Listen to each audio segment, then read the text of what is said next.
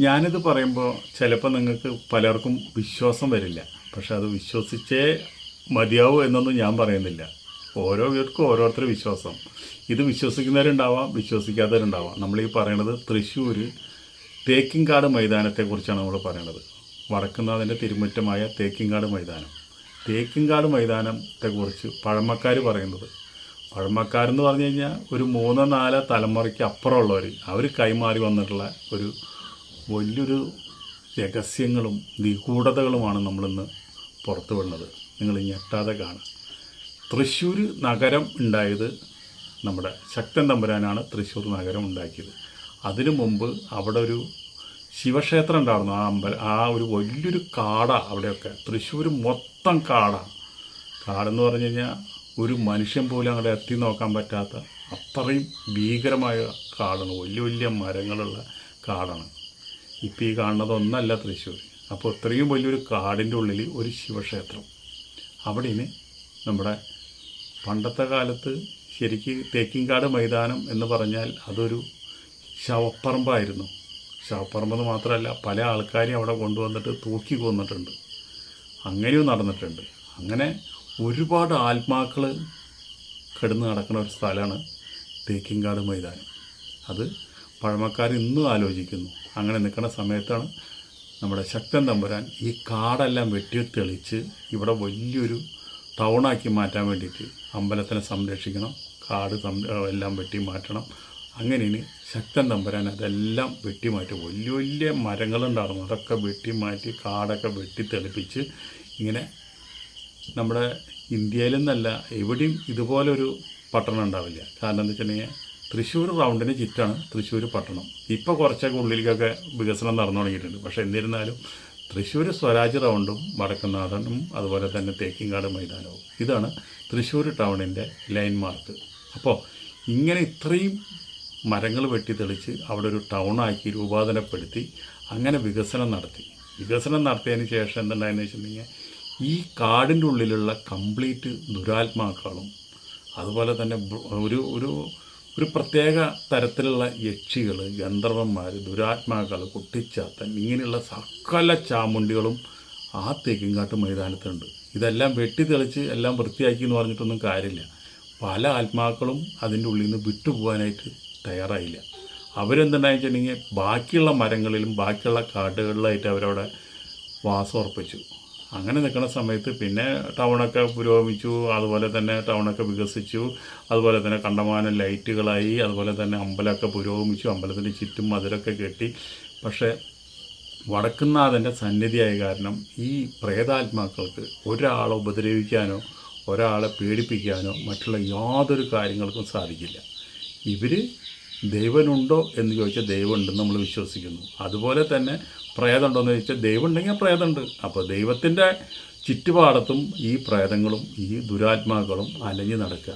പക്ഷേ ഇവരെ പിടിച്ചു കെട്ടാനോ ഇവരെ അവിടെ നിന്ന് ഒഴിപ്പിക്കാനോ ശക്തൻ തമ്പുരാൻ അങ്ങനെ ഒരു ഇതൊന്നും നോക്കിയില്ല, ആരും നോക്കിയില്ല. അങ്ങനെ അവിടെ നിന്ന് ഈ തൃശ്ശൂർ നഗരം രൂപപ്പെടുന്നു. ഇനിയിപ്പോൾ ഇപ്പോഴത്തെ കണ്ടീഷൻ പറയാം. നിങ്ങൾ ഏത് പാതിരയ്ക്കും ഒരു 2 മണി 1:30 മണി സമയത്ത് നിങ്ങൾ ശരിക്കും പറഞ്ഞു കഴിഞ്ഞാൽ വടക്കുന്നാഥൻ്റെ ഈ പൂരപ്പറമ്പിൽ ഈ തേക്കിൻകാട് മൈതാനത്ത് നിങ്ങളൊന്ന് ഭയങ്കര നിഗൂഢതമായുള്ള എത്രയും ലൈറ്റുകളും കാര്യങ്ങളൊക്കെ ഉണ്ടെങ്കിലും സ്വരാജ് റൗണ്ടിൽ കൂടെ വണ്ടികൾ പോകുന്നുണ്ടെങ്കിലും ആ തേക്കിൻകാട് മൈതാനത്ത് ഒരു നെഗറ്റീവ് എനർജീൻ്റെ അവിടെ. കാരണം എന്താ വെച്ചിട്ടുണ്ടെങ്കിൽ പല സ്ഥലങ്ങളിൽ താപനില വളരെയധികം കുറയും, ചില നേരത്ത് താപനില വളരെയധികം കൂടും. നമ്മൾക്ക് തന്നെ ചിലപ്പോൾ മനസ്സിലാക്കാം.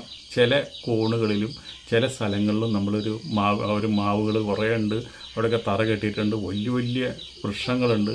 അതിൻ്റെ അടുത്ത് നമ്മൾ ചെന്ന് നിന്നാൽ, ചില സ്ഥലത്ത് ചെന്ന് നിന്നാൽ ഭയങ്കര തണുപ്പാണ്. ചില സ്ഥലത്ത് ചെന്ന് നിന്നാൽ പുറത്ത് ചെന്ന് നിൽക്കണേക്കാളും ചൂടാണ് അവിടെ. അപ്പോൾ അതുകൊണ്ട് താപനിലയിൽ ഒരുപാട് വ്യത്യാസമുണ്ട്.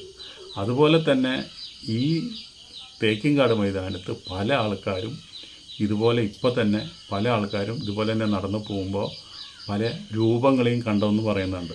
പക്ഷേ ആൾക്കാരെല്ലാം വിചാരിക്കുന്നത് അതെന്താണെന്ന് വെച്ചിട്ടുണ്ടെങ്കിൽ പോലെ സ്ത്രീകളാരെങ്കിലും കൊണ്ടുവന്നിട്ട് അങ്ങനെ വല്ല പരിപാടിക്ക് വേണ്ടിയാണ് എന്ന് വിചാരിച്ച് എല്ലാവരും മാറിപ്പോവും.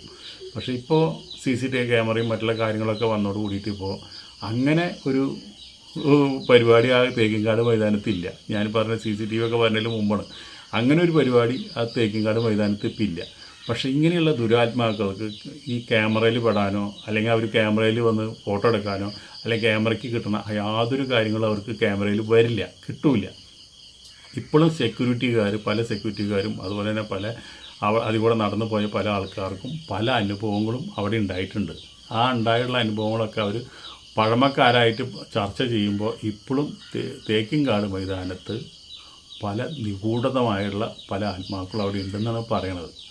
നമ്മളിതൊന്നും കണ്ടിട്ടില്ല, ഞാനതൊന്നും കണ്ടിട്ടില്ല, നമ്മളതൊക്കെ പറഞ്ഞ് കേട്ടിട്ടുള്ളൂ. പക്ഷെ തേക്കിൻകാട് മൈതാനത്തെക്കുറിച്ച് നിഗൂഢമായിട്ടുള്ള കുറേ സത്യങ്ങളുണ്ട്. അതൊക്കെ 300 വർഷങ്ങൾക്കോ 500 വർഷങ്ങൾക്കോ മുമ്പൊക്കെ നടന്നുള്ള കാര്യങ്ങളാണ്. അത്രയും തലമുറയ്ക്ക് പിന്നിൽ പോയി കഴിഞ്ഞാൽ തേക്കിൻകാട് മൈതാനം എന്ന് പറഞ്ഞു കഴിഞ്ഞാൽ അതൊരു ഘോര വനമാണ്, നിഗൂഢത നിറഞ്ഞ ഘോര വനമാണ്. അത് ഇപ്പോൾ തേക്കിൻകാടിൻ്റെ പേര് നിലനിർത്താൻ വേണ്ടിയിട്ട് ആ ജോസ് തിയേറ്ററിൻ്റെ അവിടെ കുറേ തേക്കുകൾ ഈ വനംവകുപ്പ് കൊണ്ട് നട്ടിട്ടുണ്ട്. അതവിടെ വലുതായി അവിടെ നിന്ന് ആ ചപ്പും ചവറൊക്കെ നിറഞ്ഞ് അവിടെ കിടക്കുന്നുണ്ട്. അപ്പോൾ അത് മാത്രമാണ് ഇപ്പോൾ ഒരു ലൈൻ മാർക്കുള്ളത്. തേക്കിൻകാട് മൈതാനാണെന്ന് അറിയാൻ വേണ്ടിയിട്ടുള്ള ഒരു ഇത്. കംപ്ലീറ്റ് തേക്കും വലിയ പടവൃക്ഷങ്ങളൊക്കെ ആടുന്നവിടെ. പിന്നെ പലപ്പോഴായിട്ട് തേക്കിൻകാട് മൈതാനത്ത് പല ആൾക്കാരും മരിച്ചിട്ടുണ്ട്, ദുരൂഹ സാഹചര്യത്തിൽ മരിച്ചിട്ടുണ്ട്. അതുപോലെ തന്നെ അവിടെ വടക്കുന്നാഥൻ്റെ നടയിൽ തന്നെ കുറേ വർഷങ്ങൾക്ക് മുമ്പ് ഒരാൾ ചെറിയൊരു മരമാണ്, ആ മരത്തുമ്പോൾ തൂങ്ങി മരിച്ചിട്ടുണ്ട്. അങ്ങനെ പല അപകട മരണങ്ങളും അതുപോലെ തന്നെ ഈ കൊലപാതകങ്ങളല്ലാത്ത പല മരണങ്ങളും നടന്നിട്ടുണ്ട്. വയസ്സായ ആൾക്കാർ അവിടെ തറയിൽ കിടന്ന് മരിച്ചിട്ടുണ്ട്. അങ്ങനെ പല കാരണങ്ങളും മരിച്ചിട്ടുണ്ട്. ഇവരൊക്കെ എങ്ങനെയാണ് മരിക്കുന്നതെന്ന് നമുക്കറിയില്ല. ഇനിയിപ്പോൾ പക്ഷെ എന്നിരുന്നാലും വടക്കുന്നാഥൻ്റെ സന്നിധിയായ കാരണം പ്രേതാത്മകൾക്ക് ആരും ഉപദ്രവിച്ച് കൊല്ലാനായിട്ട് പറ്റില്ല. അപ്പോൾ അതുകൊണ്ട് അത് നിങ്ങൾക്ക് ഏത് പാതിരയ്ക്കും അതുകൂടെ നടന്നു പോകാം, ഒരു പ്രശ്നമില്ല.